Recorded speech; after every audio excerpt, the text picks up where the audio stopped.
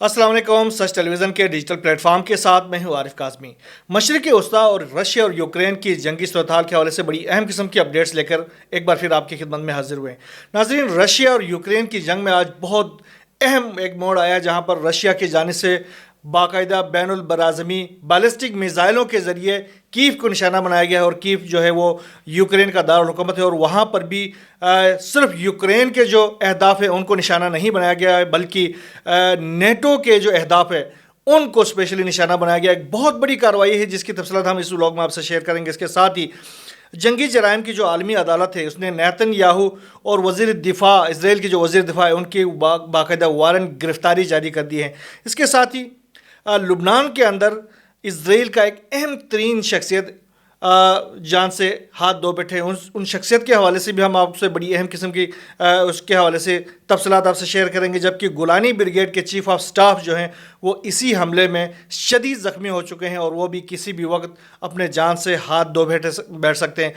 फ़लस्तीन और लुबनान के ऊपर जो इसराइल की जानिब से कार्रवाइयाँ की गई उसमें फ़लस्तीन में 23 से ज़ायद अफराद जो हैं वो शहीद हो चुके हैं जबकि लुबनान में 28 से ज़ायद अफराद शहीद हो चुके हैं। और हिज़्बुल्लाह ने 24 घंटों के दौरान इसराइल के ऊपर 23 बार हमले किए हैं जिसमें बड़े पैमाने पर वहाँ पर जानी नुकसान का सामना करना पड़ा है। शी जिनपिंग ने गज़ा में एक बार फिर जंग बंदी का मुतालिबा किया। इस हवाले से तमाम तफसीलात आपसे शेयर करेंगे लेकिन इसके लिए ज़रूरी है कि आप हमारे इस व्लॉग को आखिर तक सुने। नाज़रीन, यूक्रेन और रशिया की जंग में बहुत बड़ी डेवलपमेंट सामने आई है जहाँ पर जो यूक्रेन की जानिब से मुसलसल जो 2-3 दिनों से हमले किए जा रहे थे लॉन्ग रेंज मिज़ाइलों के ज़रिए और वो लॉन्ग रेंज मिज़ाइल भी वो जो कि अमेरिका की जानिब से दिए गए थे, बरतानिया की जानिब से दिए गए थे, जर्मनी की जानिब से और नेटो के ममालिक की जानिब से जो मिज़ाइल्स दिए गए थे यूक्रेन को, वो अब उसने इस्तेमाल करना शुरू कर दिया था रशिया के ऊपर। और रशिया ने पहले ही अपने रेड लाइन बताई हुई थी कि अगर ये मिज़ाइल्स हमारे ख़िलाफ़ इस्तेमाल होते तो हम इसको उन ममालिक की जानिब से इस जंग में शिरकत समझेंगे जिन्होंने ये मिज़ाइल जो हैं वो यूक्रेन को दिए होंगे। स्टॉर्म शेडो मिज़ाइल जो कि ब्रिटिश की जानिब से दिए गए थे वो इस्तेमाल किए गए और कर्सक के अंदर जो इनके मिलिट्री अहदाफ है उनको निशाना बनाया गया। जिसके बाद रशिया ने बाकायदा तौर पर अपने न्यूक्लियर डॉक्ट्राइन में बड़ी तब्दीली की थी और उन्होंने कहा था कि अब हमारी जो जंग है वो यूक्रेन के साथ साथ नेटो के ख़िलाफ़ भी है और आज रशिया ने उसके ऊपर बाकायदा अमल कर दिया है। रशिया ने इंटर कॉन्टिनेंटल बैलिस्टिक मिज़ाइल्स का इस्तेमाल किया है कीव के ऊपर जो कि यूक्रेन का दारुल हुकूमत है और उसमें पहली दफ़ा यूक्रेन के अंदर अहदाफ के साथ साथ जो यूक्रेन के अंदर जो नेटो के अहदाफ है उनको निशाना बनाया गया और बड़े प्रिसाइज किस्म के ये इनको निशाना बनाया गया है। जो विजुअल्स रशिया की जानिब से जारी किए गए हैं उसमें देखा जा सकता है कि वो जो मिज़ाइल्स है वो वक्फे से बिल्कुल बहुत ही कम वक्फे से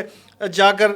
कीव के अंदर अपने अहदाफ को निशाना बनाया और उसके बाद वहाँ से तबाही के जो आसार हैं वो नज़र आ रहे हैं, आग लगने के जो विजुअल्स हैं वो दिखाई दे रहे हैं। तो ये एक बहुत बड़ी डेवलपमेंट है। रूसी अफवाज की जानिब से ये पहली बार जो ballistic missile inter continental ballistic missile का इस्तेमाल किया गया है यूक्रेन के ऊपर और इसकी बाकायदा वीडियो भी उन्होंने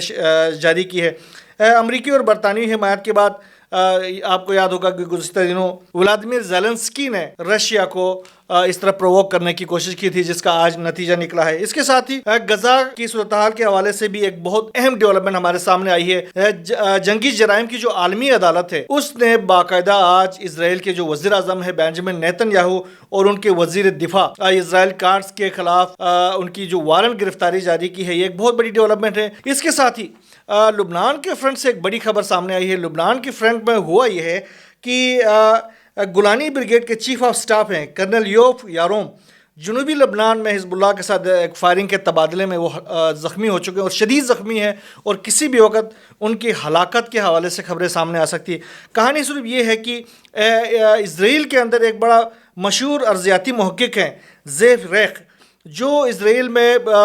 स्पेशली जो आसार कदीमा के तलाश के हवाले से एक बहुत बड़ा नाम है बल्कि दुनिया के अंदर उसका नाम है। उसको गोलानी ब्रिगेड की जानिब से لے کے جایا گیا لبنان کے اندر، اور وہ چاہ رہے تھے کہ لبنان کے اندر جو 1400 سال جو قدیم وہاں پر کچھ آثار ہیں ان کے حوالے سے تحقیقات کرائے۔ اس نے باقاعدہ وردی پہنی اور گولانی بریگیڈ کی جو اجازت کے ساتھ ان کی ٹیم کے ساتھ، ان کے آرمی کمانڈر چیف کے ساتھ وہ انٹر ہو گیا لبنان میں، اور حزب اللہ نے اس کو باقاعدہ مانیٹر کیا، اور اس کے بعد اس کو بالکل زیرو ڈسٹینس سے فائرنگ کر کے اس کو گھیرنے کے بعد اس کو ہلاک کر دیا ہے۔ جبکہ اس کارروائی کے دوران جو ہے ریک کے ساتھ گولانی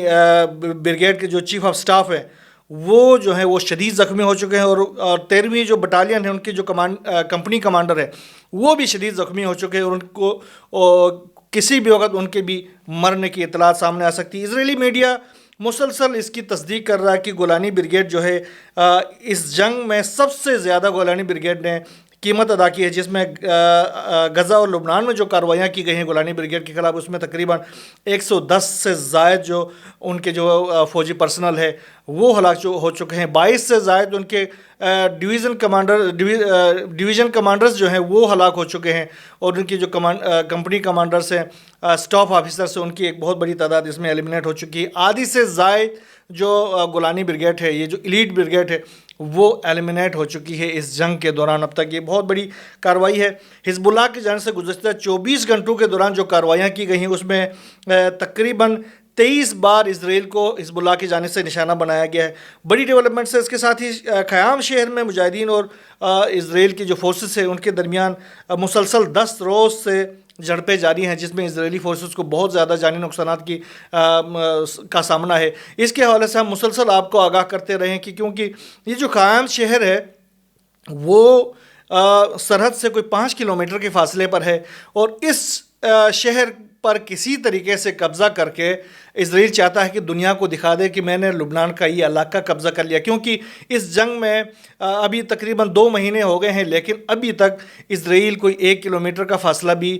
طے نہیں کر سکا، قبضہ نہیں کر سکا۔ یہ بہت شیمفل صورتحال اس کے لیے ہے، کیونکہ اس سے پہلے جو 2 جنگیں تھیں اس میں اسرائیل نے کافی ایڈوانسمنٹ کی تھی، جیسے کہ جو پہلی جو جنگ تھی اس میں یہ 7 روزہ جنگ کے اندر تقریباً 60 کلومیٹر اسرائیل کی فورسز ہیں وہ اندر آ چکے تھے اور وہ بیروت تک پہنچے تھے۔ اس کے بعد جو دوسری جو 2006 کی جو جنگ تھی 34 روزہ، اس کے اندر یہ تقریباً 17 کلومیٹر تک پہنچے تھے، اور دریائے لطانی تک یہ فورسز پہنچے تھے۔ بہت بڑی ڈیولپمنٹ تھی، اور اب کی بار وہ 1 کلومیٹر کا فاصلہ بھی طے نہیں کر پا رہے۔ تو اب یہ ان کی کوشش ہے کہ کسی طریقے سے خیام گاؤں کے اوپر قبضہ کیا جائے اور شہیدوں میں اپنا نام لکھوایا جائے، تو یہ ابھی تک ان کے بس میں نہیں آ پا رہا، اور وہاں پر مسلسل ان کو جانی نقصانات کا سامنا کرنا پڑ رہا ہے۔ اس کے علاوہ نہاریہ کے علاقے میں ڈرونز کے ذریعے ایک کارروائی کی گئی، جس کے بعد سے وہاں پر بھی الارم بجنے کی جو ان کی جو سلسلہ ہے وہ شروع ہو چکا ہے، اور وہاں پر مسلسل ان کے جو آئرن ڈوم اور دیگر جو ان کے دفاعی نظام ہے وہ ایکٹیویٹ ہوئے ہوئے ہیں، لیکن وہ جو جو ڈرون ہے اس کو ابھی تک گرایا نہیں جا سکا ہے۔ وہ اپنے ہدف کی جانب جا رہا ہے، اور اسرائیل کے جو دفاعی نظام کے فورسز ہیں وہ اس کا تعاقب کر رہے ہیں کہ کسی طریقے سے اس کو روکا جا سکے۔ گزشتہ 24 گھنٹوں کے دوران جو کارروائیاں کی گئی ہیں اسرائیل کی جانب سے لبنان میں، اس میں تقریباً 28 سے زائد عام شہری جو ہیں وہ شہید ہو چکے ہیں۔ اس کے علاوہ فلسطین کے اوپر جو کارروائیاں کی گئی ہیں اسرائیل کی جانب سے، اس میں 23 سے زائد عام شہری جو ہیں وہ شہید ہو چکے ہیں۔ غزہ میں کل سے اب تک یہ جو 24 گھنٹوں کی نہیں ہے بلکہ یہ صبح سے اب تک کی کارروائی، جس میں 23 افراد جاں بحق ہو چکے، جبکہ 24 گھنٹوں میں گزشتہ روز سے اب تک کی جو کارروائیاں ہیں اس میں 110 افراد جو ہیں وہ شہید ہو چکے ہیں، اور تقریباً 100 سے زائد جو ہیں وہ زخمی ہیں۔ کوان ادوان ہاسپٹل ہے، اس کے قریبی علاقے میں جو رہائشی عمارتیں ہیں جہاں پر جو بے گھر افراد آ کر رہائش پذیر ہیں، ان کے اوپر جو کارروائیاں کی گئی اس میں 66 سے زائد افراد جو ہیں وہ شہید ہو چکے ہیں، اور 100 سے زائد وہاں پر زخمی۔ صدر شی جن پنگ انہوں نے ایک بار پھر غزہ جنگ کو ختم کرنے کا مطالبہ کیا ہے۔ یہ ایک جو مہذب دنیا کی جانب سے مسلسل طور پر عالمی رہنماؤں کو، عالمی قیادت کو یہ باور کرایا جاتا ہے کہ غزہ میں بہت ہو گیا ہے، اب اس جنگ کو ختم ہونا چاہیے، لیکن اسرائیل، امریکہ اور نیٹو اور اس کے جو اتحادی ممالک ہیں وہ اس جنگ کو ختم کرنے پر تیار نہیں ہے، اور یہ جنگ مسلسل انسانی جانوں کا ضیاع کا باعث بن رہا ہے۔ بہرحال اس حوالے سے جو بھی نئی ڈیولپمنٹ سامنے آتی رہیں گی انشاءاللہ وہ ہم آپ سے شیئر کریں گے۔ یہاں بس اتنا ہی، اللہ حافظ۔